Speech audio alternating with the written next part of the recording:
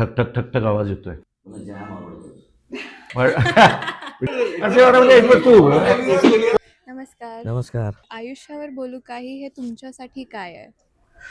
आयुष्यावर बोलू काही हे माझ्यासाठी एक खूप मोठा भाग्ययोग आहे. कारण लिहिणारे बरेच जण असतात, पण त्याला एक चांगला रंगमंच मिळणं, चांगली माणसं चांगल्या वेळेला एकत्र येणं आणि त्याला चांगल्या रसिकांचा प्रतिसाद मिळणं ही एक खूप तुमच्या आईवडिलांच्या पुण्याईनी आणि रसिकांच्या आशीर्वादाने घडणारी घटना आहे असं मला वाटतं. आयुष्यावर बोलू काही हा माझ्यासाठी ना एक असा कट्टा आहे, असा प्लॅटफॉर्म आहे की जिथे जाऊन तुम्ही तुमच्या मनातलं जे नवीन सुचलंय ते ऐकू शकता, लोकांशी संवाद साधू शकता जे नवीन केले त्याच्याबद्दल, आणि आधी केलेल्या कामाबद्दलच्या आठवणी पण व्यक्त करू शकता. असा एक प्लॅटफॉर्म आहे ज्याने अनेक वेगवेगळे अनुभव दिले जगभरामध्ये. मग या कार्यक्रमात काय बदल आलाय की अजून वाटतं की ते पहिलाच परफॉर्मन्स आहे? कार्यक्रम बदलतच राहिलेला आहे सारखा. लोक काय करतात की टायटल बदलतात आणि कंटेंट तोच ठेवतात. हो. आम्ही टायटल तेच ठेवलं आणि कंटेंट बदलत नाही. किस्सा सांगतो की एकदा एका कार्यक्रमाला एक रसिक उभ्या होत्या आणि त्यांच्या हातात पुष्पगुच्छ होता. ते आम्हाला भेटायला आल्या.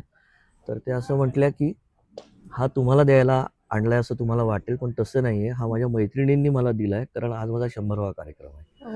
मला खूप वेळा दिसतं की समवन जे आईवडिलांबरोबर आले होते, असे ठाण्यामध्ये आहेत, कोल्हापूरमध्ये आहेत, किंवा आता next time you will also say the same thing की लास्ट टाइम मी आईवडिलांबरोबर आले होते आणि अजून काही वर्षानंतर you might come with someone else. मी आता बाबांसमोर जास्त तर बोलत नाही, but you never know. So point is की जनरेशन्स ज्या कव्हर होतात ना, आणि त्या काय येतात परत परत, because they come with an expectation की आज काहीतरी नवीन असणार.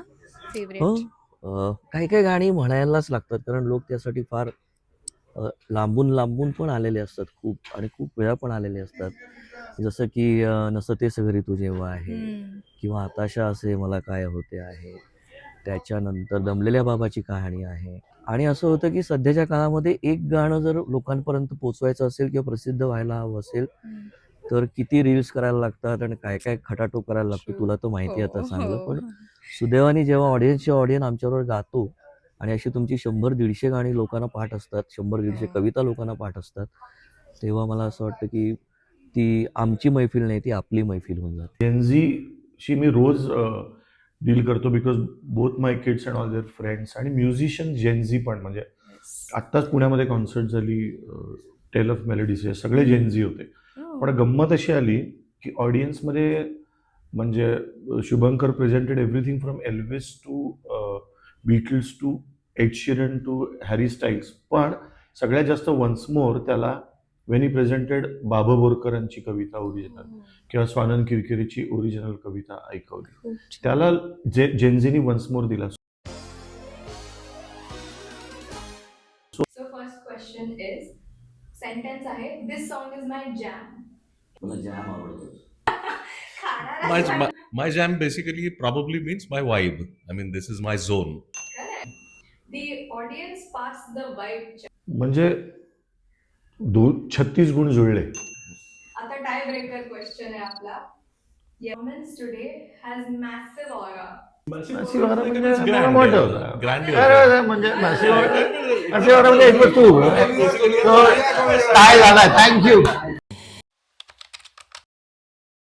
मी जे माझ्या मुलांना सांगतो ते सगळ्या जेनझीला सांगतो की wait for the full moon day, for the full moon.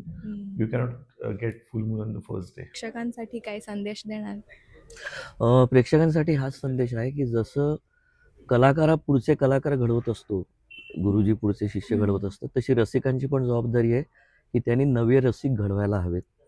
Vapu कायांचं एक फार सुंदर वाक्य आहे. ते असं म्हटले होते की तुमच्या मुलांना वेळीच डोंगर म्हणजे काय, पहाड म्हणजे काय ते दाखवा, नाहीतर कालांतराने ते रस्त्यावरच्या स्पीड ब्रेकरला डोंगर समजायला लागतील. तर मला असं वाटतं की तुमच्या घरामध्ये साऊंड सिस्टीम किती मोठी आहे याच्यापेक्षा सुद्धा, आणि किती गॅजेट्स आहेत त्याच्यापेक्षा सुद्धा तुमच्या घरात पुस्तकांचं कपाट आहे का नाही हे सुद्धा तितकंच महत्त्वाचं आहे असं मला वाटतं.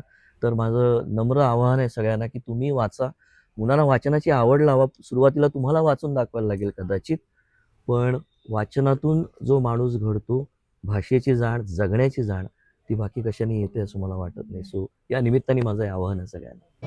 जरा चुकीचे जरा बरोबर बोलू काही, जरा दोस्त हो आयुष्यावर बोलू काही.